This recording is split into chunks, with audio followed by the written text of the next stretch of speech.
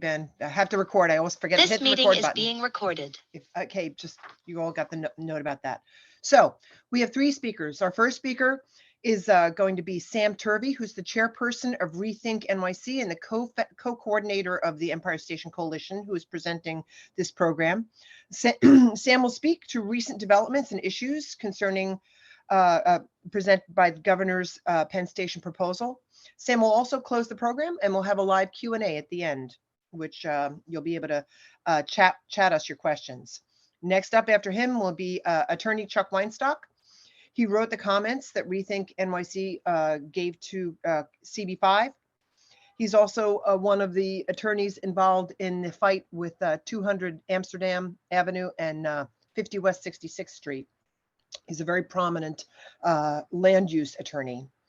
Lynn Ellsworth will be our third speaker, and she is the founder of New Yorkers for Human Scale City and a very, I can testify personally, very fierce advocate for the history of the city we all know and love.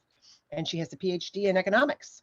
And me, I am Ann McDermott. I'm the co-founder of Take Back NYC, and I've been involved in advocating for people and small businesses in New York for over 7 years. So there you go. All right, Sam, you are on deck. Take it away, Sam Turvey. Thank you. Just let's clear up one thing. I do think we improvised a little and help me, gang. I think we changed the order of speakers. I'm first, Lynn is second, and Chuck is third, or have I missed something? And Ben, you may need to tell us since you're managing the deck. Yeah, this order here is the correct one. Sam, Okay, Lynn. great. Okay, well, look, thanks everyone for being with us, and please be patient as we work through some of this. We're all dancing as fast as we can, but we decided after the February 22nd submission to the Empire State Development Corporation on the governor's Penn Station proposal. Many of you are calling us and asking us where this stands, what's going on. You know, can you give us a read on things? What are next steps? And so we wanted to take care of some of that with you, and we'll cover both substance and process today. We'll cover a little more process at the end with Chuck, as he's an attorney and can give you a little better sense of where we are in terms of environmental impact statements and the process in New York State. But in terms of where we are substantively, obviously this is a multidimensional issue.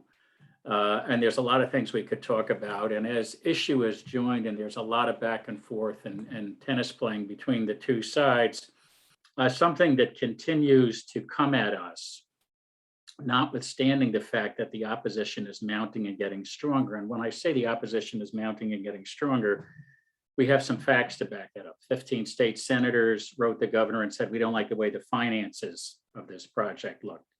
Jumaane Williams sent in a note, said, I'm not real happy with the way this looks either, and we need something that's for the neighborhood, not at the neighborhood. And the City Planning Commission also was not in a position to approve the governor's plan. So one of the reasons a lot of you are asking about this is you're wondering, gee, you know, very few people seem to like this, including some of the editorial boards like the Daily News.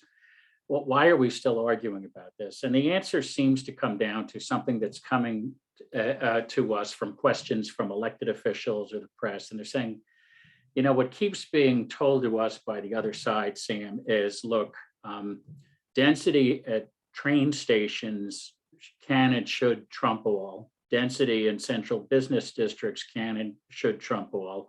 And don't you agree, Sam, Lynn, et cetera, that commercial real estate generates the most tax revenue to the city and is the best for the city? And there are a lot of reasons that we don't agree with that. And we'll talk about some of them tonight. And it's really sort of an engulf and devour philosophy of urban planning that we think many of you will take objection to, and will help your objections take wing. But in any event, let's go to the first slide and just do a quick review of the governor's plan. They are claiming that they need to, and this is scaled back a little from Governor Cuomo's plan, they need to do all this intense development in the Penn Station area, tearing down a lot of the neighborhood in order to help fund what I would characterize as incremental improvements at Penn Station. When you look at the left, many of you have seen the pictures of Penn Station, and you'll see the backdrops and Lynn's and Ann's videos. The once great Penn Station is now this 450 foot by 40 foot or 50 foot centipede-like atrium between 2 Penn Plaza and Madison Square Garden. And they are claiming that this is a world-class transit facility and a world-class resolution of this situation. I don't think there's anything world-class about this resolution, either as an urban planning standpoint as to the buildings on the right, or as a transit facility as to the buildings on the left. The population of Boston effectively is expected to go underground during rush hour twice a day through this facility. And unless you think people are widgets, I don't really think it's a very respectful way to treat the populace. And you've heard more than a few commuters talk about the soul crushing commutes that they have. And we talk about world-class, they're now talking about a world-class public realm. Well, if you look at this image on the left, you'll see there are still going to be trucks from Madison Square Garden on this now closed street. This supposed parkland is still going to have trucks there. Why? It's just not an appropriate way to do things. And what are we doing this for? Next slide. Here's the density they say we need.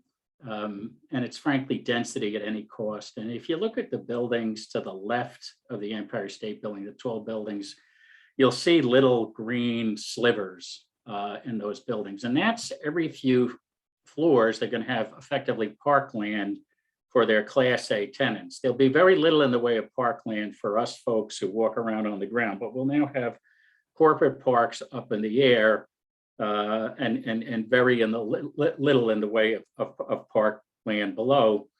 There's talk from the governor and her proposal about, oh, we're going to give you 8 acres of parkland. Well, what they're doing are closing down streets and creating super blocks. And while I give the governor a little credit for that, but I think the real motivation is if you're building all these buildings on top of Penn Station that already has 650,000 people going through it, you have to create super blocks just to handle the density. It's not nearly as magnanimous as it's been made to sound. We'll talk a little bit about the impact of this kind of urban planning and architecture as we get through the program, but let's go to the next slide. So what will these buildings do in terms of shadows? These are from the state's own studies, and you see the shadows run long and run deep, and that 450 foot by 40 foot atrium that is supposed to be sunlit won't see much sun. This is going to be a very, very dark part of Manhattan. Next slide. Okay, so this is what I would call rendering magic. So this is a Vornado shot of their Penn 15 tower. That's the one that appears to be taller than the Empire State Building and has those grass parks every few floors. There are a couple things that I object to in this rendering. One is you won't be able to see Madison Square Garden or 2 Penn Plaza. They're going to have a series of super tall style buildings on 31st Street. So this is only showing you half the message. The other thing is they're showing you this building from the south, there's these buildings from the south. If you saw them from the north, from say Rockefeller Center, you might see all the shadows that these are creating. So what are we going to do? We're going to take the pictures from the south, and of course we're going to show them at sunset. I'm just telling you that you need to look at this project from both sides now. And when you look at it from the north looking south instead of the other way around, it's a considerably different picture. Why do I object to all this? I'm sometimes asked to the press, Sam, what's the diff? I mean, these are just big buildings. It's New York. Let's go to the next slide. People who are paying attention, and this is an excellent article, appeared in the New York Times, and we will circulate the deck and you can click the PDF that's there. But if you study cities like San Francisco and Boston and other cities where the central business district just continued to be funneled downtown with this mindset, in Boston, right, there's South Station and North Station, you're right near them, same in San Francisco. And what the Times points out, the authors, is that this is a precarious urban monoculture. You know, diversity is a great word. It's a great word when you're talking about people. It's a great word when you're talking about cityscapes. It's a great word when you're talking about just about anything. So let's take a look at the next slide. This is what Boston looks like, probably at about 5:30 downtown. That's a precarious urban monoculture. And you can imagine, and one of the points in the Times article is that times like COVID, these cities were in real trouble. There was very little to keep them afloat. Next slide. But now that COVID is finally lifting, it's even worse because this article appeared online in the Times a few days ago, and it appears in today's New York Times. As remote work becomes permanent, can Manhattan adapt? Will we need all those super talls? Will we need to block all that sunlight? Do we need to throw all those Class A, Class B and C small businesses out? Do we have to throw all the people on Music Street out and other residents for this? Who's going to be in these office buildings? What does it say in the Times? PricewaterhouseCoopers, a global consulting firm with its American headquarters in New York City, has told 40,000 of its United States employees that they can work remotely forever. Quinn Emanuel, Urquhart, and Sullivan, a white shoe law firm with about 300 lawyers in New York, is allowing its staff to live anywhere in the country. Verizon, which is headquartered in New York, has started permitting hybrid employees to come to the office as many or as few days a week as they want. Now, I never count New York City out. It will always reinvent itself, and there will always be need for commercial office space in New York City, but not at these levels. And if anybody thinks there hasn't been a seismic hit in how people live and work, they're making a mistake. And I would also tell you, it will be far easier to get people to come into Grand Central Terminal than it is to get them into what presently passes for and is projected for Penn Station or the Port Authority bus terminal. And employees are really beginning to kick up their heels and say, hey, we want a quality of life. Next slide. What is the opposite of a precarious urban monoculture? Many of you who have gotten our mailings or spoken to us before know that we think that if you made the train operations at Penn Station run more like the subway, trains ran through. Trains from New Jersey ran through to Long Island City and up to Port Morris in the Bronx. Long Island Railroad trains run out to Secaucus or Newark. You can revitalize any number of rail, light rail, bus facilities into those spots, and you can have expanded centers of urban activity that can really expand the region's core. Instead of cannibalizing Midtown Manhattan and destroying all this pre-war architecture and really disrupting people's lives, we can have economic growth spread more evenly throughout the city. And you know, what does this really mean? Some people say, well, Sam, we don't care about New Jersey. Well, that's not really the best approach. I understand it. I've lived in both places. I was born on Staten Island. I understand the metropolitan area, but let's just take one place as a, for instance, Paterson, New Jersey is up at the top of this. And I'll digress a little, but there's a purpose for this. Paterson, New Jersey is inaccessible to most of you, either as a place of employment or as a place to visit. Why might you want to visit there? Well, there's a national park. There's a waterfall there that is sensational. Well, Sam, what does Paterson have to offer? Well, it is a very important piece of our labor history. It's very important parts of our cultural history. You know, William Carlos Williams, the poet, is from there. Many of us may think Allen Ginsberg is from New York. He's not. He's from Paterson, New Jersey. His father was an English teacher in Paterson, New Jersey, who taught a young guitarist named Bucky Pizzarelli, who played in the Benny Goodman Band, who probably paid at the Pennsylvania Hotel.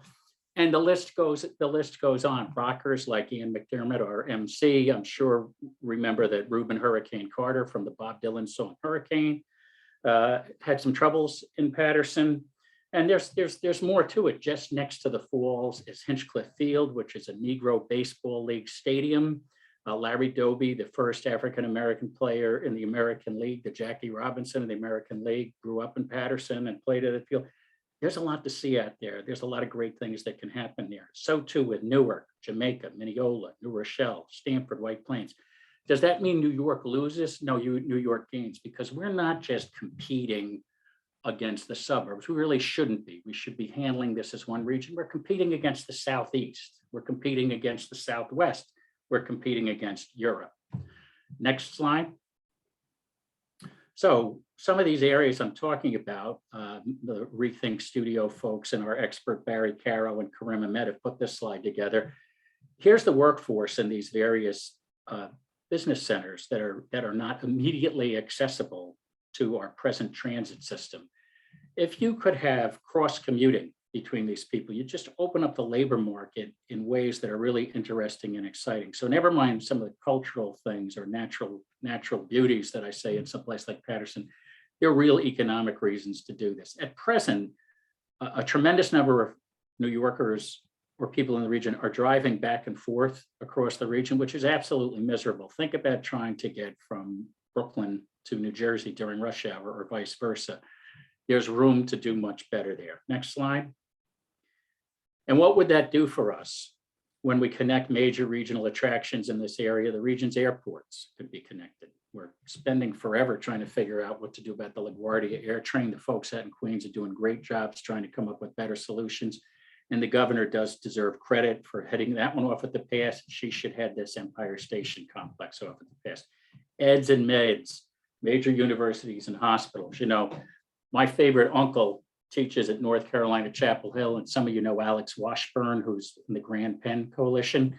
And while we were heartbroken a Monday night ago by UNC losing in the Final Four, we both realized that if you did something like what we're talking about, never mind the research triangle of Raleigh and Durham and Chapel Hill, we have that right here. We have that kind of medical and university talent right here, but people can't get around. It doesn't make much sense. Or sports stadiums you can't get around to, although we do have through running in one instance. For Giant games, you can take a train from New Haven out to Giant Stadium. Now, there's a lot more that could happen with through running, a lot of great things that could happen, and we need that to happen. Now, look, the MTA and others have questioned ReThink's through running proposals. They've tried to suggest they can't happen. I'm telling you, when you get our deck, click on our rebuttals. They're just not right. They're just not right, and I'm waiting for them to prove us wrong. And what I would say, and we've asked the Department of Transportation and Secretary Buttigieg to a true independent study done of through running, because it's been implemented in Hong Kong, Tokyo, London, Philadelphia. It's being implemented in Los Angeles. It's in Toronto. It works wonderfully. It does wonderful things for the environment. It does wonderful things for the economy of these cities. And we've got a vacillating set of answers that range from they can do that in Dallas and Beijing, but it'll never fly in New York. What kind of answer is that from a serious person? So we really want to see this happen. And I would take it one further. I would say if New York State or New Jersey or the Department of Transportation issued an RFP for through running, you would see the same people that are suggesting it can't happen. All of a sudden, we would get engineered reports proposing through running in this area that are even stronger and better than the ones that we're proposing. And that's a little bit of, a leap for me to take, but I truly believe it. And I think that for them to suggest that through running is something that can happen in New York City in 2080, when it's been in place in Paris for 50 years, is just nuts. And there will come a point in time where we're under competitive and we need to fight that. Next slide. Okay, so density everywhere, density on top of train stations. I've commuted in and out of New York City and from within New York City most of my life. I don't mind walking 5 minutes to work. I don't mind walking 10 minutes to work, particularly in New York City. You're really lucky if you work in Grand Central and you walk to Rockefeller Center. That's sort of a splendid walk, right? They're not all that splendid, but plenty of them are great, and they don't only have to be Park Avenue and Rockefeller Center. What attracts talent in industry? Not Hudson Yards. Now, Hudson Yards, we're all being a little unfair to it because with COVID, it leapt into the absolute worst market it could, but there's still many things that none of us thought were great for that, even pre-COVID. But here you have Google has moved into the old Port Authority building. They love it. People like the New York feel. They like the New York character. Why in heaven's hell should we be demolishing that and casting our citizens to the street and small businesses? Next slide. St. John's Terminal. It's been there a long time. Now, they're adaptively reusing it. I probably would like to have seen them adaptively reuse a little more. Google is very happy to move into this building. In fact, there's a New Yorker article you can read. Next slide. We're now talking about the concept of ground scrapers. The biggest real estate building since the pandemic began was the 2.1 billion purchase of this building. Now, when you read this article, there are very interesting things that they're saying in there. And they don't speak to the benefits of super tools. One of the things they're finding is people do some of their best collaboration on staircases. So this building is going to have very long staircases running through the whole building to try and encourage that kind of back and forth. And that's, it's not the only type of commercial real estate that will be built, but for folks to suggest that we can only have these super talls on top of train stations is ridiculous. Next slide. Okay, well before the pandemic, you know, you saw the slide at the beginning of the presentation, what they want to do with Penn Station. That was the Empire State Development Corporation's plan. Well, the Empire State Development Corporation did Battery Park City, and it took a lot of criticism in its day, and it still does. And certainly Brookfield could be a lot nicer to the homeless people out there and a whole host of other things. I did work there. I will tell you, it has an awful lot going for it.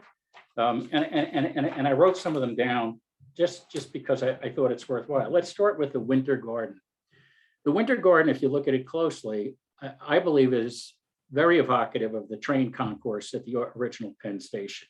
Huge public space, huge public spaces on the water. The Winter Garden had a Rizzoli bookstore in it. Some of my interest in architecture was fueled by that bookstore. It has an Irish famine memorial. I mentioned I'm from Staten Island earlier. There were 3 places the Irish came during the famine: Boston, a small island off Quebec, and the quarantine station on Staten Island. Very proud that that monument is there. There's a Museum of the Jewish Heritage there. Stuyvesant High School, you know, it's in its current headquarters that many of us know when it was up on 16th Street. That's where teacher man Frank McCourt taught, and that's where Thelonious Monk went to high school. It's part of us. I'm almost done. It also has outdoor basketball courts. That's a nice thing, and parkland. Very little of that is in this Empire Station development project, which I just think is a monolithic mess. Now, I said at the outset that I don't see anything world-class about the governor's proposal, and I mean that. And if you want to catch me offline and hear more about it, I'm happy to do that. But this, while there are criticisms of this, this is probably world-class, and I'm hedging because I believe it is world-class. But the next slide, this is world-class. Rockefeller Center is world-class. Now, Rockefeller Center didn't create super blocks, as you can see in the lower right-hand side, where you see the space that runs right down the middle, right down to the skating rink. They opened up the city's grid. They don't have 10 buildings that are almost all the same height. They have varying heights, varying setbacks. It is just a great ensemble that will stand the test of time. I frankly, you may say, well, Sam, these are, you know, grandiose plans that you and your team have, and you know, why can't you accept what these folks are doing? And I would say to you that they want to spend $40 billion on this project. And it's not going to bring what Battery Park City brought to this city. It's not going to bring what Rockefeller City brought to this city. It's really going to bring more of the same, a soul-crushing underground commute, density, shadows, blocking our view corridors, and doing things that we just don't need. So if they're saying, Sam, density trumps all, there's plenty of density in New York City. There's plenty of room in the metropolitan regions to do things well and right, and we need to. And now I'll let Lynn take over. Thank you. Thank you, Sam. Okay, take it away, Lynn. Okay, you'll probably need to share the screen with me so I can put my presentation up. You should have sharing capability, Okay. Lynn. Terrific.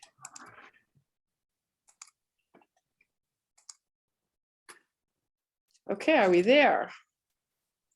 So I'm Lynn Ellsworth, and Sam, that was terrific. Just wanted to say, great presentation.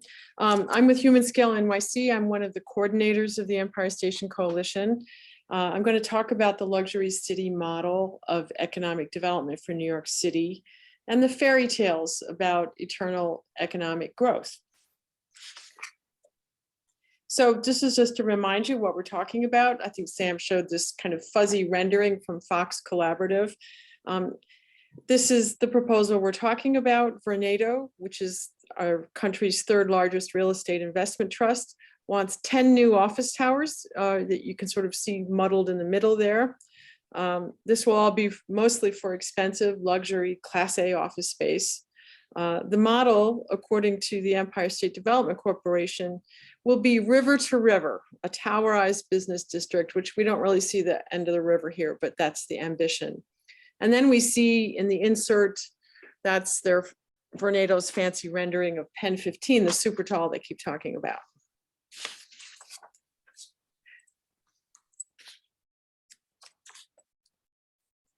Whoops.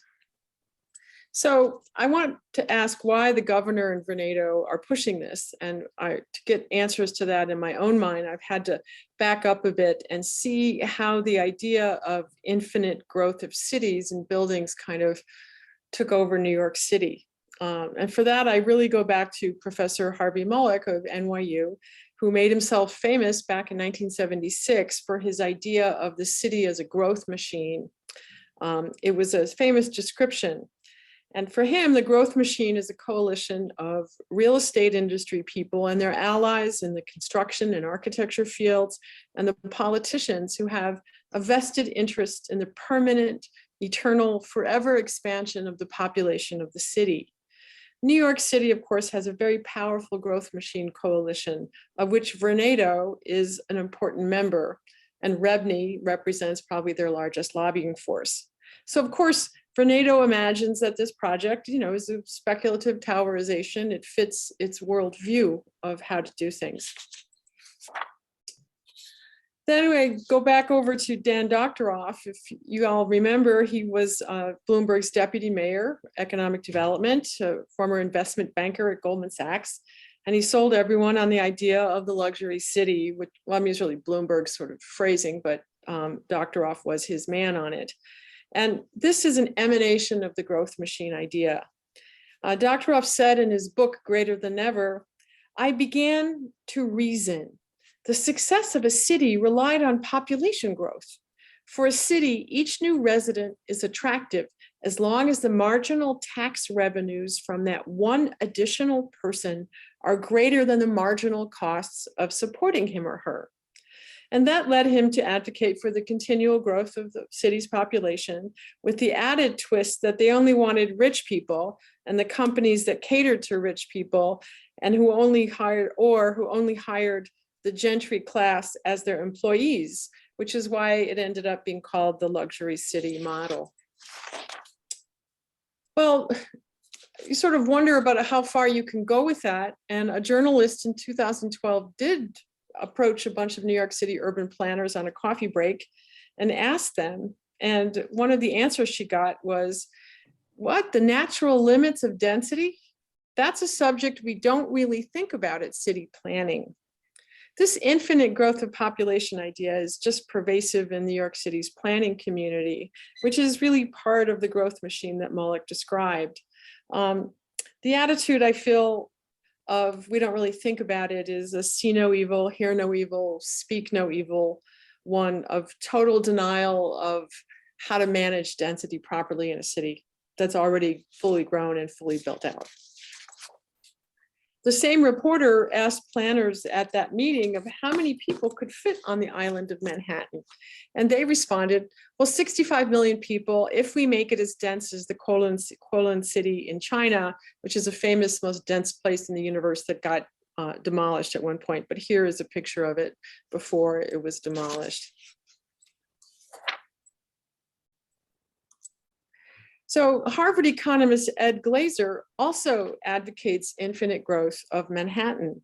He says that the only cost that could arise with such infinite growth might be that if new residents, I'm quoting him now, new residents require far more in local government expenditures than they pay out in taxes. And Glazer offers a solution to this problem, gentrification. If new residents are younger people with college degrees with good jobs in finance, they, and I quote Glazer, will tend to be far richer than the average New Yorker. Moreover, these young college-educated newcomers with high-paying jobs will enroll their children in private schools, which shows their willingness to pay taxes for the use of schools and not use them to the benefit of the government's budget, says Glazer. He concludes that this new class, quote, would be an unqualified improvement to the city's demographic mix and a fiscal boon to the city government. Displacement in this world is not thought of as a negative externality or social cost in this framework. But thinking this way has led Glazer and his co-authors to some head-scratching conclusions, such as Manhattan is underpopulated, as are the attractive areas of California, and adding more people won't change the basic nature of the place. Now some people may remember that in 2011, the cover of the Atlantic Monthly was Glazer's famous article, How Skyscrapers Can Save the City, which made this argument. But here is another take on the idea of infinite growth. Here we have Greta Thunberg with just a very short excerpt from her famous great speech, if you have not already seen it. People are dying. Entire ecosystems are collapsing.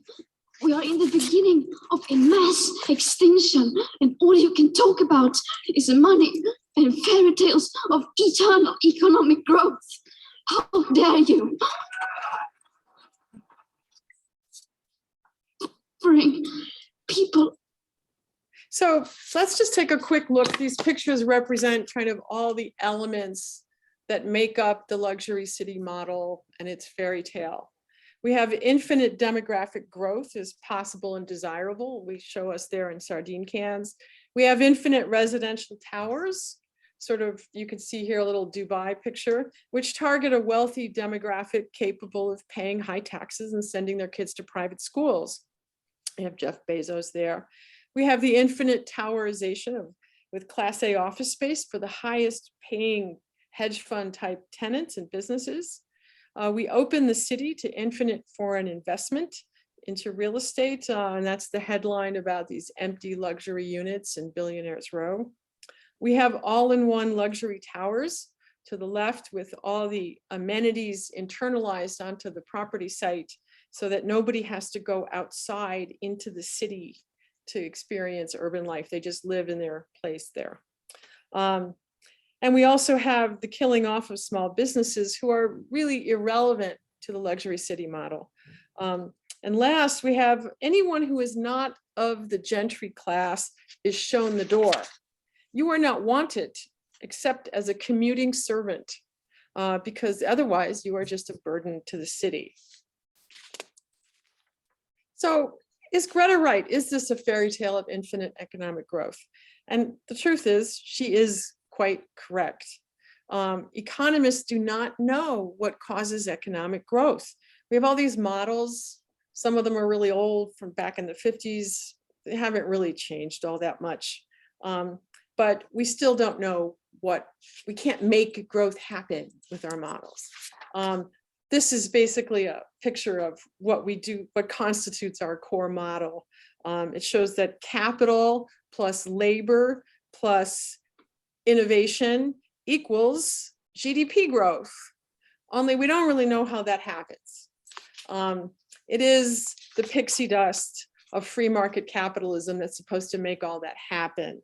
That pixie dust might also be known as the invisible hand, quite mysterious, magical thing that one Nobel Prize winning economist has warned us repeatedly that the invisible hand does not actually exist. People persist in thinking it does. And in any case, the market does have other consequences that we economists don't really care about because, well, if it's increasing GDP, it doesn't really matter if we have a division and inequality going on. So to me, this means that we have a problem and we need to seek alternatives to the fairy tale of infinite growth. And to build that alternative, I suggest basing it on things that make New York City unique. That's people for one thing, and I'll get to that in a second, but it's also our historic architectural assets that make us unique. Skyscrapers don't make New York City unique. Everyone has them around the world, and some cities have many more than we do. So what is ours alone is the intact architecture and streetscape of the pre-World War II Wonder City. New York City is the only city in this country where that architecture and streetscape is still intact to such a large degree. We should be treating those unique things as assets, not liabilities in the competition for cities, among cities for tourists and businesses. So another part of the alternative model would be to uplift the non-gentry classes in our city. and think of a steady state approach to a sustainable economic growth by investing in the public realm, in our residents, and in our unique assets so that we keep people here. That's meaning, what am I talking about there? I'm talking about massive improvements to the quality of public education from pre-K to CUNY, make our high school graduates the ones the world seek as employees, stop obsessing about attracting brown graduates to work in coding fields here in the city. What's wrong with our kids? It also means massive improvements to transit, the regional unified train network that Sam was talking about, so that people can live anywhere, work anywhere without excessive commutes. And it means a complete paradigm shift away from subsidizing big corporations to subsidizing, nurturing, and sustaining micro and small businesses. We need to improve the public realm of parks, libraries, trees, community centers, and swimming pools. Yes, I mean swimming pools, so that all classes want to live here as the best place. And we need to stop chasing out what's left of manufacturing, like the garment center, which we keep trying to do. And last, it would also mean not demolishing places like the old Music Row on 48th Street. I noticed that we demolished that. They moved to 31st Street, and now we want to demolish 31st Street's Music Row. It seems like we're not learning the lesson, nor would we want to demolish. This is a picture of old Radio Row in Lower Manhattan, which was demolished for the World Trade Center complex. So are we going to learn our lesson or not? These alternative ideas for a different vision also imply a different approach to density. I think planned density on stick-built buildings should be spread out like peanut butter rather than packed into only Manhattan and only downtown Brooklyn. We need to plan for what some people call Goldilocks density rather than infinite density or suburban sprawl, neither of which we want. Borrowing from Herman Daly's famous book on steady state economies, we need to start thinking about that because the infinite growth doesn't seem to work. And that raises a question of what to do with what we've got. We could start by converting some of the office towers to mixed use residential purposes, selectively demolishing the dinosaur towers that lack operable windows in order to increase green space and sunlight into some of the darkest corners of Manhattan. We could allow many buildings to be cheaper Class B and C office space, which is what we really need because it is spaces where smaller entrepreneurs and businesses and startups can rent into. This is a rendering of an office building made into residential that was on Curbed, I think. In this alternative, I do not suggest that we chase out or demonize or overly tax our gentry. We need their tax revenue. They should live here too. And we shouldn't be subsidizing them. And we have to stop the hyper gentrification approach of only building the city for them. At the same time, we might want to think about increases in corporate income tax rates on big business and remove all the perverse subsidies that we have towards that sector, which includes the big real estate sector. I conclude with this little graph showing the decline in corporate tax rates since 1947. That's the lower line going down dark blue. I think that instead of relying so heavily on property tax revenues, that the cities need to start thinking about this as a source of revenue again.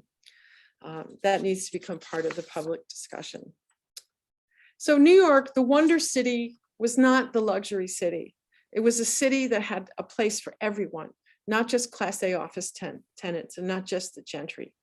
We need to stop destroying it and stop replacing it and stop getting rid of anyone who's not considered to be part of the corporate elite. We could start here by stopping Vornado from building so many Class A office towers around Penn Station, which has so many great Gotham-y Batman buildings.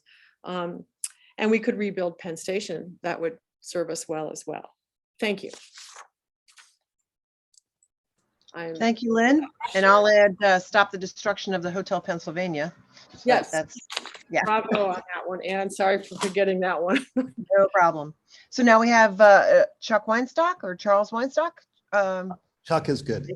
Chuck, go ahead. Take it away, Chuck. Thank you.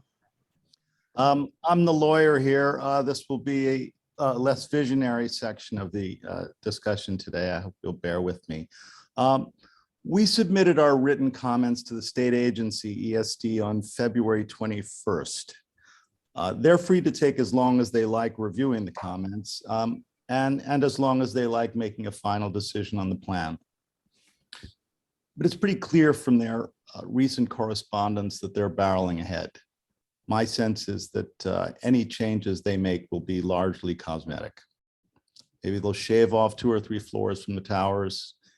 Maybe they'll leave a little more open space between buildings, but sad to say, they're going to keep the essential plan. 10 towers, a rail station that looks like a suburban mall, pinned between the Garden and Penn 2, and an expansion south of 31st Street, heedlessly demolishing block 780, which is to say this thing is going to end up in court. We can't file until ESD's board of directors actually votes to approve the project plan, which will happen right after the agency issues the final EIS. How long will that be? I don't know. I'd guess in another month or 2. They've already had 6 weeks since the comment period closed, so that's time. Once they approve the plan, we have 4 months to sue. That would be in the form of an Article 78 proceeding in New York County Supreme Court. We'd certainly prefer to sue in federal court, better judges. But the legal issues at this point are really based on 2 state laws, SECRA, which most of you know about, the Environmental Quality Review Act, and the Urban Development Corporation Act, which is the statute that gives ESD the authority to override local zoning laws, which is what they're doing here. Down the road, there will be federal questions when the U.S. Department of Transportation does its review of the expansion plan south of 31st Street, but that's a long way off. They haven't even begun their EIS there. Still, I think with these limited state law claims, we have a strong case.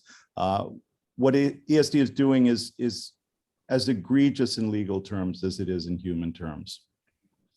Here's the first point. It's called segmentation. Whenever an agency does an EIS under SECRA, it has to review the whole action. Hold on a sec. Ben, we don't need that yet. Sorry about that. Okay. But what I was saying was that when you do an EIS under SECRA, you have to review the whole action. And reviewing just one component is what's called segmentation. It's not allowed. The truth is, this is about the most breathtaking case of segmentation I've ever seen. The case law couldn't be clearer that the action here has to be defined as the entire plan for Penn Station. The only reason the real estate deal even exists is to raise money for the MTA. And ESD concedes the point, you know, in their EIS and in their project plan, they call this Vornado deal, quote, a critical component of the master plan, unquote. Well, it's certainly a component, but how critical is it? You know, would it do what it's supposed to do? The threshold question in any SECRA review is what's the action's purpose and need? Well, if the purpose here is to raise money for the MTA, how much does the MTA need to raise? And how much are they going to get from this? That's where ESD stops giving us straight answers. Can't really blame them. There isn't even a design for the station, just a few MTA renderings, which were never approved actually by its partners, Amtrak and New Jersey Transit. Imagine asking for a construction loan on a house you hadn't even designed. You'd be laughed out of the bank. That's what we're talking about here. As we put it in our written comments, this is urban planning on a cocktail napkin. No one has any idea what the Penn project is going to cost. Even if we did, though, if we took ESD's word for it and that it will cost $19 billion, they still need to prove that they need the towers to cover their costs, that they can't get it elsewhere without creating all this social wreckage. Ben, now is the time for the pie chart. Okay, so no, go back one. So you see, this was the original allocation of costs according to ESD. The feds were going to put up 50% and New York and New Jersey were each going to put up 25%. After the deadline for our written comments to ESD passed, we learned that in fact, the federal government was considering giving 80%, which would reduce the state contributions of New York and New Jersey to just 10% each. Well, if it's $19 billion, I'm excluding Gateway here, that 10% comes to $1.9 billion. But the legislature has already appropriated $1.3 billion in its 2021 appropriations, which means we're down to $600 million, spread out over a decade. That's pittance. The budget, the recently announced budget is $216 billion for 2022-23. And here we're talking about reviving the biggest transportation hub in North America. The other thing to remember here is that the feds can give New York low interest loans to cover the rests. So there's really a complete failure on the part of ESD to meet the first requirement under the SECRA and UDC laws, which is to demonstrate a legitimate purpose and need. And here's the final indignity of this plan. Vornado and the other owners aren't actually required to pay any money, because they're not actually required to build anything. They can just sit on their property comfortable in the knowledge that with a single vote, ESD increased the value of their property exponentially. And why shouldn't they sit tight, wait out a very uncertain commercial market? Remember, and this is key and it hasn't been discussed enough, no money comes to the MTA until the owners go forward with the towers. That could be a couple of decades before the MTA receives a dime from this boondoggle. Now, unable to show that funding Penn Station requires this giveaway, ESD tries a second argument, which is that the 8 parcels surrounding the station are a blighted area requiring blunderbuss urban renewal. As we all know, though, the blight here is the station, not the surrounding properties. And Vornado's own chairman gave as decisive a refutation of his own blight argument as we could give. Lynn, I thought you were going to read this, but I'll read a passage from an annual report by the Vornado chairman.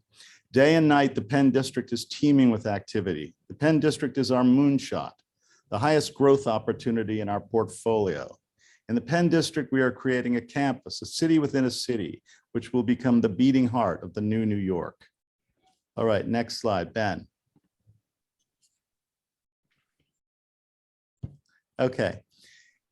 This is a diagram of the project area, and it was prepared by ESD's own consultants.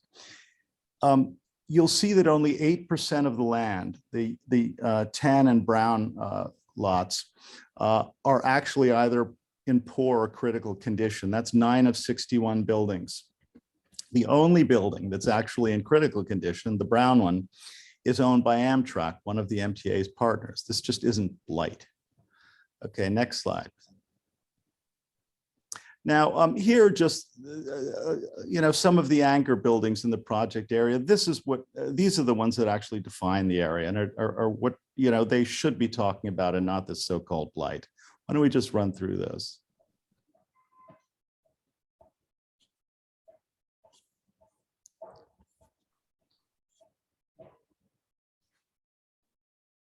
Good-looking buildings, sturdy buildings. Okay, hold off on that one. I'm not going to get into the weeds on the more technical arguments in this case regarding how ESD measured environmental impacts, but I do want to give you one, I think, telling example.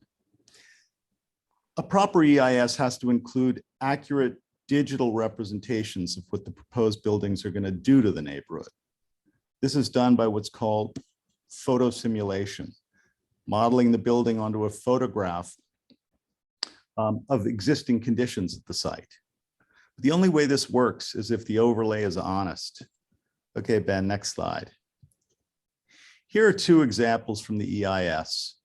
The view from 33rd Street and 9th looking southeast, and then on the next page, the view from 32nd and 7th looking northwest. Let's go back to 33rd Street. You'll see that on the left, you have the image that's in the EIS, and the one on the right is the corrected version. Now look at the differences. In the EIS version, the new buildings are drawn too small. Do you see the red arrow at the top? The red arrow is at the top of their rendition of the building, and it's about midway up the actual building under the corrected version. That's cheat one. The other cheat is that they're too light. The renderings are supposed to track the shading of the original photograph based on the location of the sun. ESD just ignored that and made the building so light that they almost dissolve into the air. It's dirty pool. And there are errors like this in every single one of the photo simulations. They so consistently favor ESD too that one infers that they were deliberate, an effort to conceal the significant impacts on urban design. Our expert prepared a 146-page report identifying all the errors and concluded that they're unusable. There isn't time to go through all the other problems with the impact discussions: traffic, neighborhood conditions, residential and business displacement. Suffice it to say that the agency's work there is equally riddled with errors. To conclude on our general prospects, I do think we have a strong case all around. At the most general level, there are three huge arguments. The first is that this is genuinely unprecedented segmentation. The second is that it's a total failure to establish any actual financial need for the rezoning. And the third is that there is manifest bad faith in the argument that this project area is blighted.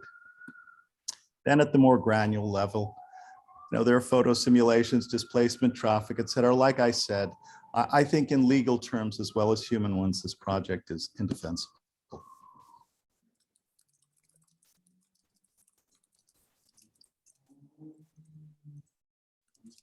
Hold on.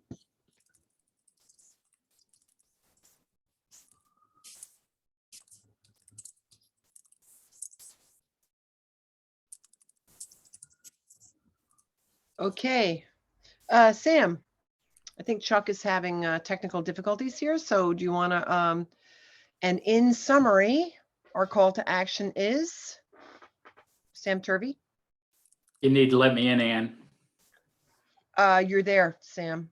You should You be can there. hear me, but you can't see me, which is That's okay, fine we by, can hear you. fine by good. me. That's fine. Fine. Okay. Yeah, just a few things to close with and some symbols that may tie this all up. Next slide. So look, there are a lot of industries in New York, not just the real estate industry. And those of us who were here in the 70s know that one of the great industries that helped New York come back was the film industry. And I think most of us consider Steven Spielberg a friend. And lo and behold, just as they're getting ready to tear down the Sky Bridge, he features it in his version of West Side Story. That is the Gimbel Sky Bridge. Next slide. We need film locations in New York City, and we don't need to eliminate all of them. The Gimbel Sky Bridge here, not a computer-generated image, and obviously the authentic version is much better than the computer-generated image. Just a lovely, magical, beautiful piece of work.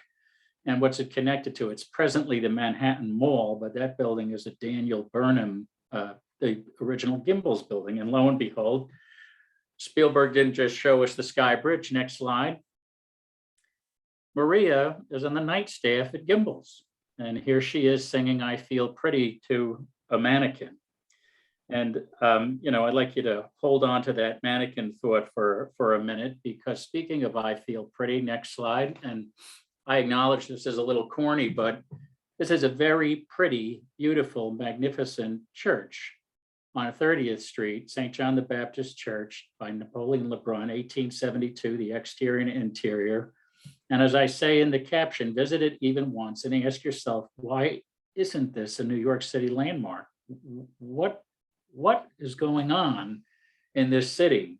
Things need to change. So for our call to action, we're not saying there can be no development in this city. There can be, but let's do the best of old and new, and certainly let's not lose buildings like this. So next slide, Ben.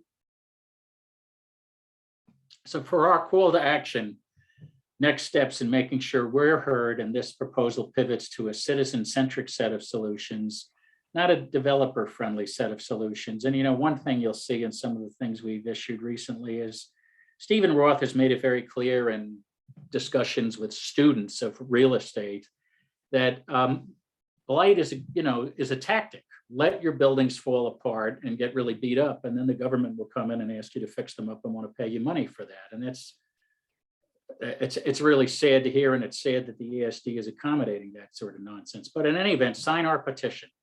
It's linked here. We would really like you to do that. Call or write your elected officials.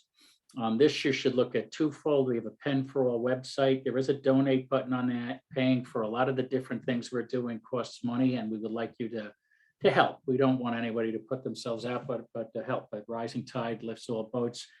And then I'm going to let Ann, who is our rock and roll expert, talk to you about our May 7th event. And I would just like to thank everybody for all your patience in being with us again on one of these programs. And we'll do some Q&A after Ann. Ann, go ahead. Okay, Sam. So I just put the link in the chat for this event that we're going to have. Steve Marshall, who lives on West 30th Street, which is the music street. That street is being threatened with total demolition. So he has amassed a group of musicians you would not believe. The gentleman there playing the sax in the purple shirt is Arno Hecht, who plays for the Rolling Stones. And next to him is Chucky Hancock, and he's played with Bo Diddley and Bruce Springsteen. So that's just two of the people who'll be there, but there's many, many others.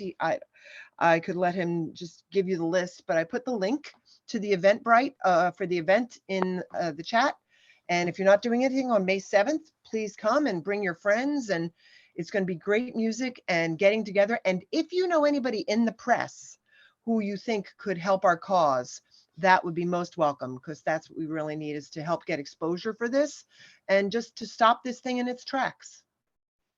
And we're pulling out the stops on everything we can to do that. Okay, Sam. I'd like to be short-winded. Great, thank you. Great event, Ann. Thank you. And well, we have some questions in chat. And Ann, if you're willing, I think we should take some questions live as well, but I'll leave that up to you as the MC. But again, the opposition continues to grow and mount, and people should not lose faith. Please stick with it. It's not going to be easy, but we happen to be not just right, we happen to be very right. So Ann, over to you. Okay, so I'm just going to go from the bottom up because it's sort of hard to sort of scroll through everything. Let's just answer this one from Ralph Lewis. Can our upcoming event help bring attention to this issue? Jane's return will take place on Saturday, May 7th. So that's going to be a Jane's walk that's going to happen in the area. Lynn, are you the one who's going to be running the Jane's walk? I signed up to do one at 11, but I think Ralph is talking about another one at 3, which is great. We could join forces and Okay, great. So one other question we have here is, what is the Hudson Yards vacancy rate? Assuming that a blend of remote and office is the future, is there any reason to think it will fill up? I believe that arguing that the world has changed due to telecommuting can be the most powerful argument. So do we know the vacancy rate for Hudson Yards? I do not, alas. We have known it and talked about it at one point. We just have not committed it to memory, but it's a struggle for them. And as I said, and I don't like to be fair to them, but they did open into a pandemic. But I think there were issues with that whole plan and design from the outset. And I would say it's almost as anti-urban as what ESD has planned for the Empire Station complex. I would add to that even before COVID hit, they weren't hitting the benchmarks they set out for themselves, like the goals they had set out for themselves. And the New York Times came out with a great article about how at that point, the city was effectively subsidizing the tax break that they got. Because they weren't hitting the thresholds and therefore weren't paying the taxes, they hadn't built as many buildings as they thought they would have built by then. So they weren't even meeting their own goals before COVID. Thank you, Karim. I think it'd be best now to go to a live question and answer, and if people want to raise their hands, and we can bring you on, and you can give us your question. So if you have any questions, raise your hand. Okay.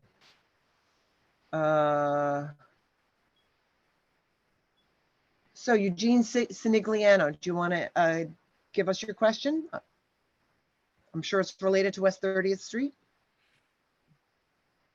Eugene, I promoted you to panelist. Okay, you can unmute yourself. Ask to unmute. Eugene, you should be able to speak. Yeah, there we Eugene go. is on. Can you hear me? Yes, Yes. got you, Eugene. Is it true that in Hudson Yards, the pilots did so badly that in fact, the state-backed bonds that have to be paid have cost the taxpayers over $2 billion? I read that maybe more, maybe even $2.5 billion. Is that accurate? So just for those who don't know, PILOT stands for Payments in Lieu of Taxes. I've seen that suggested by reliable narrators, Gene. I've also seen it challenged on one of the sort of blog website type things we do. I think there's undoubtedly some economic weakness in that program, but I think people are still arguing about it. Lynn, you might have be better focused on that. I do not. The papers I've read on the Hudson Yards finances are a few years old now. It is a heavily publicly subsidized thing, and I think that people who insist that it's financially viable and it's paying its obligations to the city are taking a very narrow look at what the subsidies have been. So, you know, we can sort of argue about what counts as a subsidy and what doesn't. So it requires— We'll get our view on our websites. We'll I also come back to put it. in two articles, two New York Times articles just now into the chat that speak to the tax breaks that Hudson Yards received, and some of the vacancy rate article, the last good vacancy rate article about them that was towards the beginning of the pandemic that talks about what they had even before the pandemic. Yeah, and there's a good paper by an NYU or a New School professor, Bridget, forgetting her last name. Nice paper sort of summarizing the history of subsidization of the Remind us, Karim, so we get all these sites up on the website. I just want to respond to somebody's question that I see there about plans to spread the word to residents and small businesses. I do want to point out that we invested in a mailing. We went to the post office and we sent postcards explaining the situation to every single resident in the zip codes around there. So there should have been postcards delivered to everybody.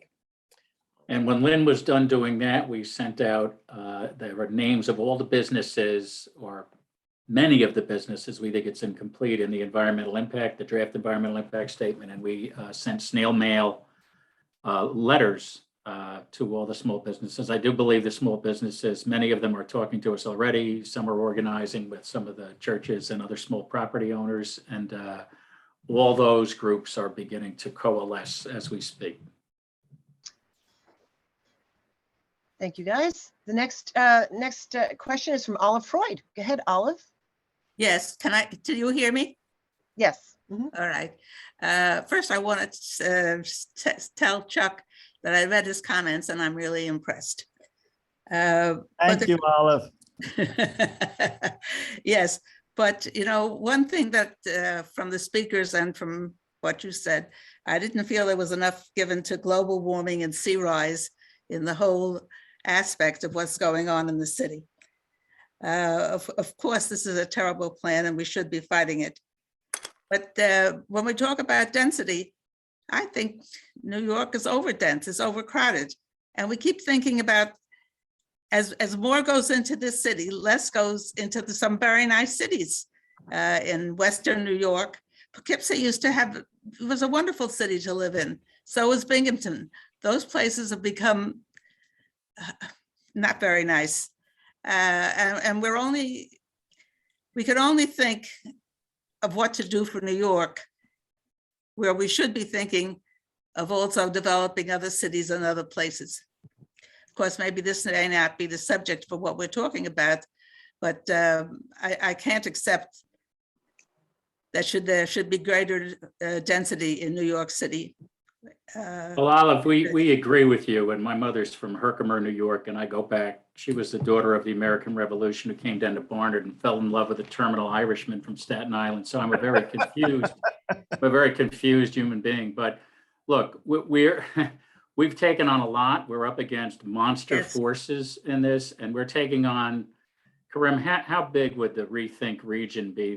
That we're talking at least a 50-mile circle of the city, and so White Plains, Stamford, Patterson, Newark, right down to Monmouth County in New Jersey, all along. We're taking on as much as, which frankly is a volunteer effort. Ken, don't disagree with you. My mother's from an Erie Canal town. I hate seeing what's happening up there, but some good things are happening. The Department of Transportation is taking part of Route 81 out of Syracuse. They went through the African-American community, and they're going to start trying to make that city operate. And what we do about the economies up there will take a little more doing, but at least some smart things are happening, if only incremental. All right, thank you. And next we have Steve Marshall, who is a resident of West 30th Street and responsible for our musical soirees. Take it away, Steve. Yeah, hi. Hey, thanks. Everyone is great that's helping out with this. I just want to mention, the only reason we're doing these events is to try to get press and create some awareness. Nobody knows about this. I also want to mention that I have a email that we put out called savemusicstreet@gmail.com. And what we did is get many people to send an email in when it was the ESD deadline for February 22nd. And we have people that wrote letters, two of them from the Rolling Stones, one of them, Rob Stoner, who sang on the song American Pie and plays with Bob Dylan. And I mean, we've got many, 120 emails that I drove all my friends crazy to get those emails out and to possibly use them for the press or some kind of, weapon against these people. I'm also wondering, the emails that were sent to ESD by other people, because there was that 22nd deadline, are they available for the public? So, and again, anybody that, we just kind of grabbed this event for May 7th and it's on a Saturday. And some people mentioned a weekday might be better. We can get other events going. A couple of places are now approachable to have our events. It would be really bang for the buck to have, as Lynn was talking about, having a walk that day. I know Justin Rivers has these walks and these tours, and Ann as well. And it would be ideal to have the music event as the after event of the walk or any protest or anything. So I'd like to just coordinate that better next time, because I picked the Saturday thing, and hopefully it's going to be fantastic. But I think we should have another one lined up directly after that can be advertised on that event, because we're expecting at least a couple hundred people. So that's what I'm doing, is trying to bring music to fight billions. That's what we do. Thank you, Steve. We really appreciate it. And that we know that music is top-notch, world-class music. It's really, really wonderful. And I just want to say on your question about getting stuff from ESD, they were very cagey. I'll just tell it like it is. I asked for the transcript of the first hearing that we had, and they sent us a text copy, but it had been on Zoom. So on the second hearing, I just recorded it, and I have what everybody said, and it was very, very helpful. Just so we didn't mention this, but on that hearing, we had 87 people speak against this project and 39 people speak for it. And the 39 who spoke for it were all members of the union and had been sent an email by their union to do that. Not that I'm against unions, but they were just talking about having a job rather than having a home, which is what we're trying to stop. So any case, all right, next, Lawrence Wheatman. Let me just allow you to talk. Go ahead, Lawrence, ask your question. Hi, yes, I actually have a question for Chuck, but I'm going to first talk a little bit about Hudson Yards. because really it was there were a number of buildings that were actually open some time, certainly more than a year before the pandemic hit. And they were, it was in the news already that they were not enrolling enough people to take the spaces. And the ones that they were enrolling, some huge portion were just coming from Midtown. The next is that they've they opened one building during pandemic, and it is directly next to another building that seems like it's about 90% done at this point. And those two buildings are less than 200 feet from, because the thought is that, oh, that's already on the west side, but less than 200 feet from where this project is going to be, where the nearest building, I should say, it's actually across the street from where this project is going to be, but where the nearest building is. And the idea that, well, that's a different area. No, it's exactly here. So how are they going to fill all these spaces, especially given post-pandemic realities? But back to Chuck being the lawyer. I'm guessing you're not a criminal lawyer, but isn't there a bit of criminality involved with how the neighborhood is portrayed? I have talked about this before. I don't think you were in those previous meetings, but just going through carrying that, what is it called? Not an environmental study, but a neighborhood review or whatever it's called. Study, yeah. Neighborhood conditions study, yeah. Yeah, I mean, building by building by building, page by page by page, lie after lie after lie after lie, complete misrepresentation. I mean, I can talk about my own building. I've done it before. Everybody else has heard me talk about that. And I'm in the same building as Gene is. I'm this block 780. And even the one I came across, I mean, it was so frustrating, but there was one one page, I just picked it up and just looked at it again and just, holy cow, where do these guys get this stuff? They pointed to a spot where when I first moved into the building, my second favorite deli was. And it was a small building. It was just like a one-story, and it just had the deli in it. That's all it was. Very, very small, and very small frontage too, maybe 20, 30 feet at the most. And they pointed the camera at this what's now just a fence, and they said in the report there, it said that this was a gas station until 2014. And therefore we expect that the ground is, it's going to be a Superfund site as well, because the gas tanks were not, there's no indication the tanks were removed. I've been living in this apartment for 42 years. I was down the block for 4 years before that. I've been living here for within a 5-minute walk of that gas station for more than 50 years. I was born on this island. There's never fucking been a gas station there. How can they come up with these lies? Isn't there some mechanism that we can just pry these lies off the page? To answer your question, I think all we've got in our arsenal is indignation. There is no crime here, and there is no civil cause of action for defamation. I think it's just a sad state of affairs when a consulting group deputized by a state is as inaccurate in its representation of the neighborhood as it is. I'm afraid there's nothing to do except get this thing stopped. Thank you. I needed that answer. Damyati Radheshwar, you're next. Hold on, let me just allow you to talk. Here you go. Please go ahead. Damyati Yanti. Damu, unmute yourself. Yes, unmute. got it. Okay. Hi. I think somebody has to unmute me. No, you're good. We can hear you. Okay, terrific. So this is Damu Radheshwar. Of course, Sam knows me very well. I'm an architect and an urban planner, and I reviewed the draft EIS. I did not address issues about the landmarking and all that, because many people have done that, but I decided to look at the chapter 16, greenhouse gas emissions.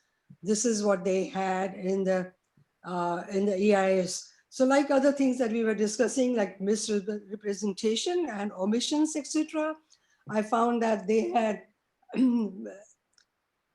decided not to address the embodied carbon in the existing buildings, the 69 or whatever number we have been talking about, which are going to be demolished. So calculating the embodied carbon in the existing buildings, I came up with 200,000 metric tons of carbon dioxide, which is in the existing buildings, just the material itself. Now they'll be using more energy in demolishing it, carting it away, and then God knows where it's going to be dumped. So those are the kind of things that were not addressed in the EIS, and I put that in my comments to the EIS. Now, are we hoping that if they do a final draft, they will address all the comments that were submitted by many of us? Is this something that Chuck, you or anyone else can answer? They're required by law to answer all the questions.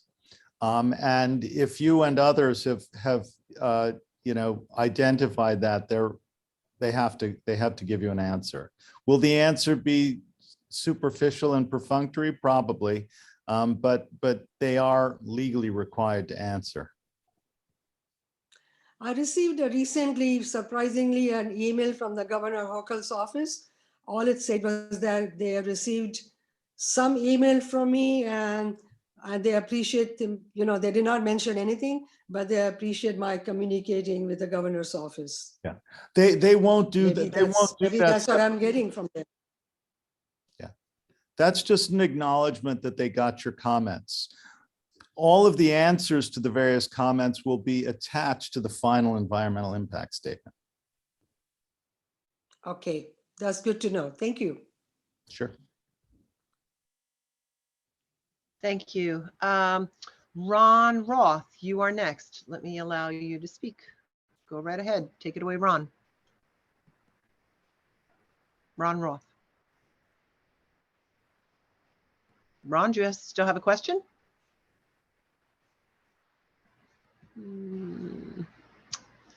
Okay. I think maybe he's having trouble with his microphone or something.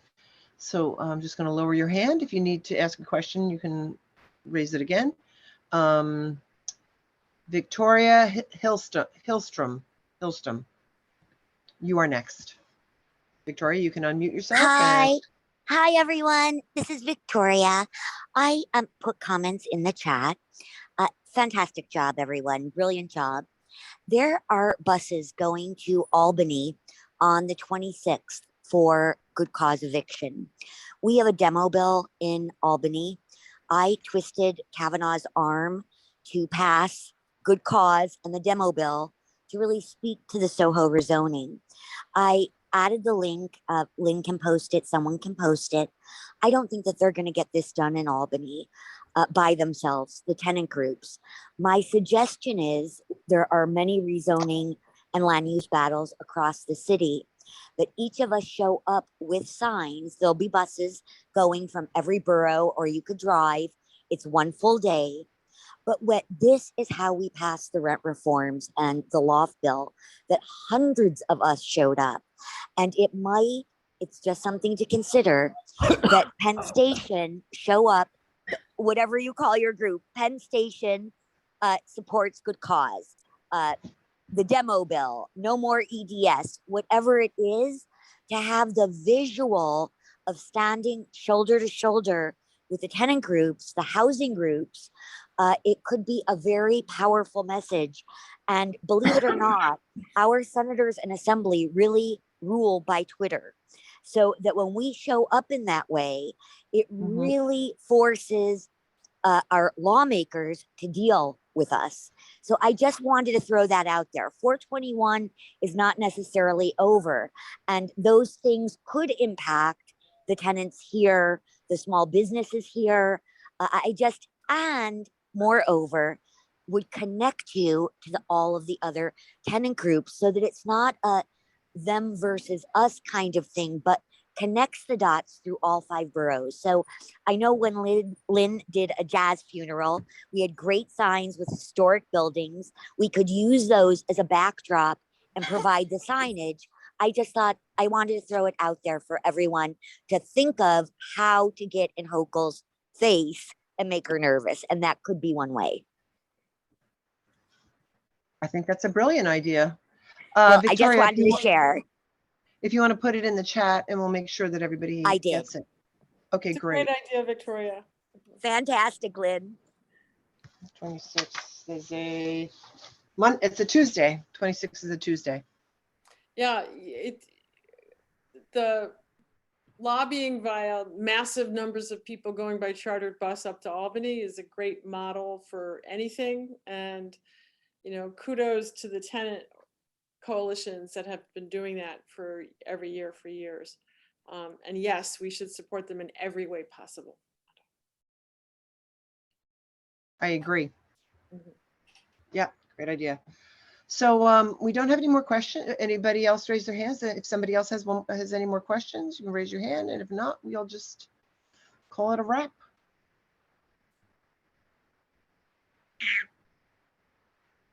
Michael Schaefer. Okay, Michael, hold on one second. Allowed to talk. Go ahead, Michael Schaefer, ask your question.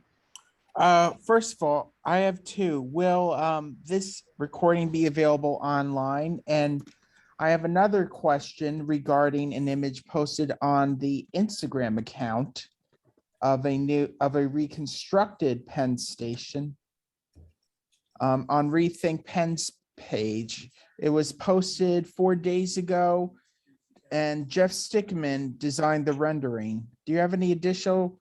Are there any additional images or materials related to that? Well, this recording will be available. And yes, if you go to the Rethink Penn Station NYC.org website, we definitely have 4 other images by Jeff. And we have one we haven't released to the public yet, which will probably come out next week. What is the new image about? The one that hasn't been released? Because this new image has glass ceilings on the toward the 7th Avenue end of the station, of the rebuilt station. Yes, that's correct. And the original station also had glass ceilings over on that side of the station, so it hasn't been. The 8th Avenue. I'm talking about the 7th because I'm looking. Yeah, no, the 7th Avenue side of the station, yes, north and south of the. Yes, north and south of the Central Arcade, there was glass. Yeah. Yeah, but and we believe we would continue that in a new station. But the image that he is coming out with is an image of 31st Street from the exterior. A prior image has shown the interior 31st Street, and this is where the carriageways were. Okay. And they would be converted to pedestrian ramps and an open and air.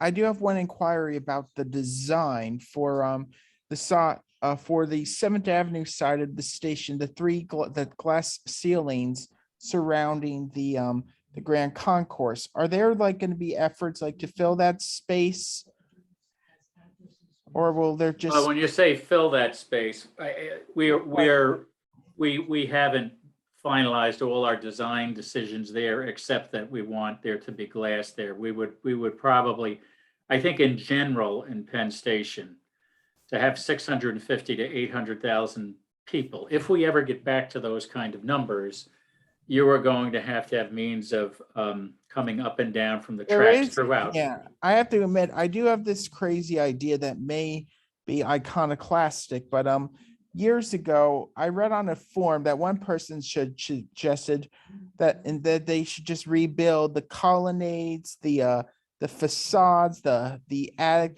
the pedestals, not the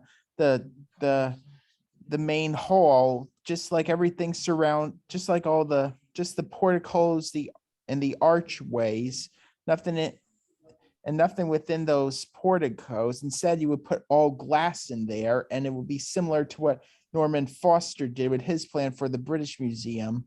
So it's and the Reichstag. It's an interesting theory, but I mean, I'm pretty sure since we're trying to rebuild the original, this idea seems quite crazy and quite Well, look, insane. So I think it's in the interest of time, maybe you I could have a understand. one-on-one with Sam about this. We have some other questions in the queue. So thank you very much, Michael. And Mike Mentz, you're going to be able to speak next. Mike Mentz, please. Okay, I just want to, I want to understand what the relationship is between the through train concept and opposition to the Vornado project. I'm absolutely in support of both, but I don't understand the relationship. Why don't I Sam, you start and wanna I'll take let that? Karim. Yeah, you wanna start? I mean, it Okay. sounds like you're saying you're both in favor of the Vornado project. No. I'm opposed to the Vornado project, wildly opposed. And I am in support of the through train concept, but I don't understand how those are connected. Good Well, I'll let Lynn answer because I've been question. talking. Go ahead, Sam. I just wanted to say it was a good question. It's a good question, and after you clarified the Vornado position, I was going to say I knew I liked you, but no. Where it comes up is that the state is proffering two reasons for demolishing, not just 31st, and it's really the north side of 31st, south side of 31st, north side of 30th Street, and it runs substantially across 8th Avenue and it comes across 7th Avenue as well. They're saying one of two things. They're saying that either we need that for Penn South, and this is desperately needed to make Penn Station work, and the relation, and in order to pay for that, we need to demolish all those buildings so we can raise money to expand Penn Station horizontally. So that's where the projects intersect. But I can tell you what happened with the governor's plan is she sort of said, hey, wait a minute, and it's probably because of the real estate market. We're not going to touch 31st, 30th Street for 10 years. It might take 20 years before the commercial real estate market's back. And a lot of us thought, gee, that's great. You know, we may have had a victory there.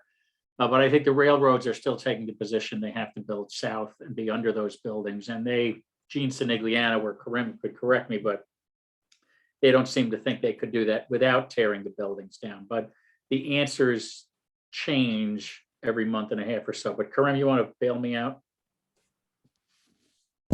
Well, yeah, so basically, I don't think you answered my question, and I'm not being rude. I'm just asking. I still don't understand the key point of the through train. Like, does the through train issue require a different footprint than a quote unquote restoration of Penn Station under its current? You have to. I see where you're going with this. It's Okay. actually we actually have to open up. We didn't talk about it too much during the presentation today, but the through running and the new station, they're all connected to a larger project or another piece of this project that's called Penn Station South. Have you heard of that before? I'm not familiar. Okay, so let's start there. So basically, there's a multi-state project called the Gateway Project, and that's basically to bring 2 new tunnels across the Hudson River from New Jersey to New York. Mhm. And so during Sandy, the 2 existing tunnels that carry Amtrak and New Jersey Transit today, those were damaged very heavily, and they need to be repaired at some point. Otherwise, those rail tunnels will eventually become unusable because they'll just be constant debris falling within them. And if that ever happens, it'll be really bad for the entire socioeconomic region because so many people are coming from New Jersey to commute to Penn Station, let alone Amtrak. This is like the Northeast Corridor, which that's like the crucial link in the Northeast Corridor, the bottleneck, for lack of a better term. It's like really crucial that be repaired. So that instigated a project called Penn South, which was basically a way to, or instigated the Gateway program, which is to build those 2 new tunnels. Now, the issue with it is in order to fix the new tunnels and continue the ongoing service of Amtrak and New Jersey Transit, you have to build 2 new tunnels and you have to deliver those 2 new tunnels somewhere. Now, the Amtrak's proposal was called Penn South. That was their way of continuing New Jersey Transit and Amtrak service while they repaired the old tunnels. Are you with me so far? I am. Okay. In order to do Penn South, which is a new terminal for New Jersey Transit while they finish the Gateway program, they're saying in order for us to build Penn South, we need to demolish these blocks because we can't build a train station underneath these existing buildings. That makes sense so far? Yep.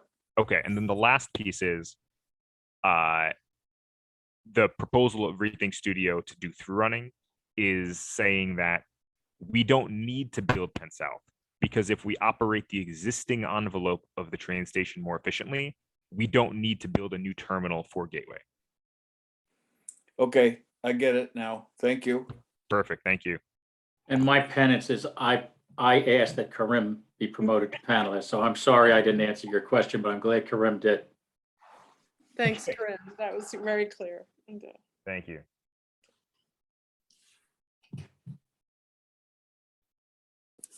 Thank you. And Karim, what also didn't get covered tonight is Penn Station is called Penn Station because it used to be a station until the 1960s when it got split. The trains, instead of going to Penn Station, people get off, people get on, and then they continue either to New Jersey or the other direction.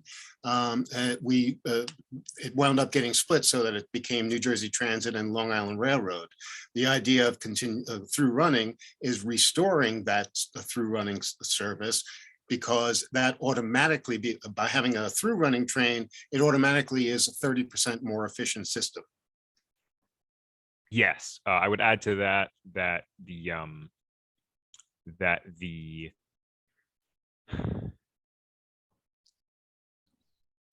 Amtrak still does operate as a station, but they're only about during the peak hour. Even there are only a few trains an hour. I would also say that the proposals that we've made to widen the platforms and basically to widen the platforms and increase the vertical circulation reflects the kind of through running. So even beyond saying it was just through running, they used to have something that was more along the lines of a regional rail through running or even long distance through running, where people, the majority of trains were people who were going, Chicago to New York or Chicago to Boston or something like that. And so they would have more issues with things like luggage and other kinds of transportation, feasibility issues. Whereas what we were imagining is really more of a commuter rail through running, and that would be facilitated by large numbers of people moving across these stations. But absolutely, to your point, yes, we would restore Penn Station to a full station. And this is in contrast for those of you who take Metro North. You might hear Grand Central Terminal. So terminal is like when you have a final station, which is largely how Penn operates, but because of Amtrak, it's still technically a little bit of a station. Right. Good point. And also the pressure that's going to be taken off when they open up the Long Island Railroad extension to Grand Central, right? I mean, that's going to change the dynamic to some degree, I would think. But yes, different. That'll add capacity, or that'll remove by adding capacity to Grand Central when East Side Access is starting to route trains there. It'll take a little bit of pressure off of the daily traffic that's coming in to Penn Station. Right. Okay, so one last question. Jim Kerner, you can close us out here. You are the last question. Jim Kerner, ask your question.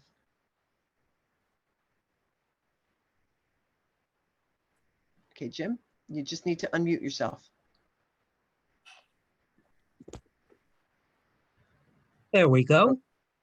Great. Okay. Thanks. One of the things that I remember about the through running is which railroad would operate the train and who would collect the fares. You make Penn Station the end point. That's the Long Island Railroad. But it's still Long Island Railroad equipment. So who operates it? New Jersey Transit? Who collects the fares? New Jersey Transit, Long Island Railroad? Who would get the money? That's one of the big problems that I remember hearing about. Yeah, so it's a bit of a red herring. Even within the existing system, there are let's see, there's at least 3 models of operation of what they call operating agreements. So first example of operating agreement is the Port Jervis line in New Jersey, where a New Jersey Transit train goes into Metro North territory, and they just simply have an agreement about operating that train. Those trains finish in New Jersey. They finish in Hoboken. I'm sorry, and people transfer to Secaucus. But in the portion that's in New York, it's called a Metro North train. The other example is the tracks of the Northeast Corridor that are in Connecticut that Metro North New Haven branch uses are owned by Connecticut, and there's an operating agreement that allows Metro North to operate on their turf. And then the third example I would give is and this is the one time that the region unifies and does what they say they can't do. There is a train to the game, which actually crosses Connecticut, New York, and into New Jersey. And that's a New Haven bound train that goes to Secaucus, the Meadowlands, so that people in Connecticut and Westchester can go to Giants and Jets games. So these examples already exist throughout the region. It's just a matter of setting up the contracts for those operating agreements. Good examples. Thank you, Karim. Okay, so Lawrence, do you want to have you can have one last word. Here you go, allowed to talk. Go ahead, Lawrence. Lawrence Sweetman. Oh, he had his hand raised. Okay. All right. Steve Marshall. Steve, do you want to say something? Steve wants to say something here. Okay, Steve, do you want to close it out? Go ahead. Yeah, everybody ready? We're ready. First of all, the area is not blighted. Everybody's great. We should have, when Lynn is on the stage and Ann's on the stage and Sam and everybody on the stage, we're going to have everybody take out their phone. We're going to have these pieces of paper around with phone numbers and dial the governor, dial the politicians, and 200 people. Be calling these people for 5 minutes. We get the best bang for our buck. And then, I mean, it's just an idea.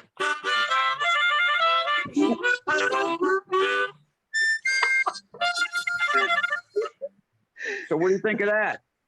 Great idea, Steve. You're really good with the ideas and bringing the people out.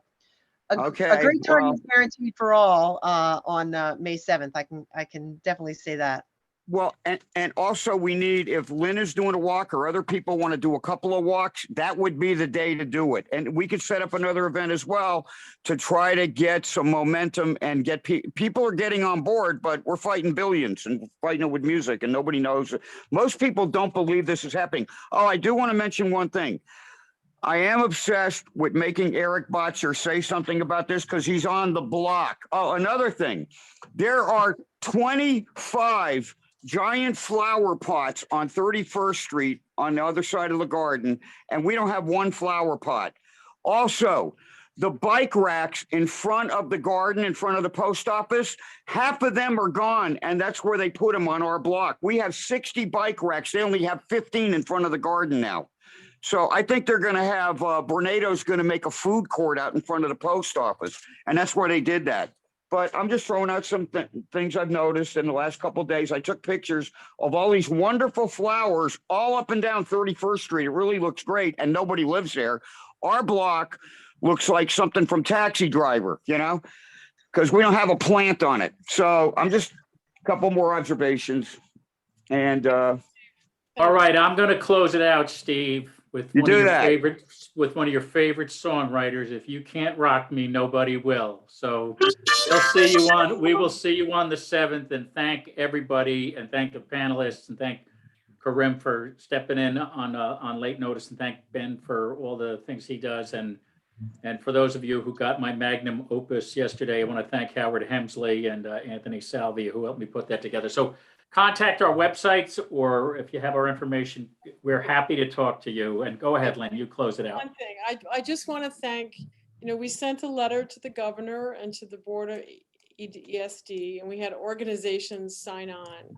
And many of you are from those organizations. So thanks to the 29th Street Association, the 251 West 30th Street Residential Tenants Association, Bowery Alliance of Neighbors, Broadway Residents Coalition, the Central Park West Neighbors Association, the Committee for Environmentally Responsible Development, the Concerned Citizens for Community-Based Planning, City Club, CNU New York, Council of Chelsea Black Associations, Environmental Simulation Center, Historic Districts Council, Limited Equity and Affordability at Penn South, Moving Forward Unidos, Midtown South Community Council, Murray Hill Neighborhood Association, Rethink Save Chelsea, Sierra Club, Take Back NYC, South Village Neighbors, the Tenants PAC with Mike McGee, Untapped New York, Victorian Society, the West Village Residents Association, and the West 65th, 66th Street Black Association. So if you're another organization in this city who wants to sign on to this letter, it's not too late. We'll send it again with more names. Let us know offline and we'll put you on.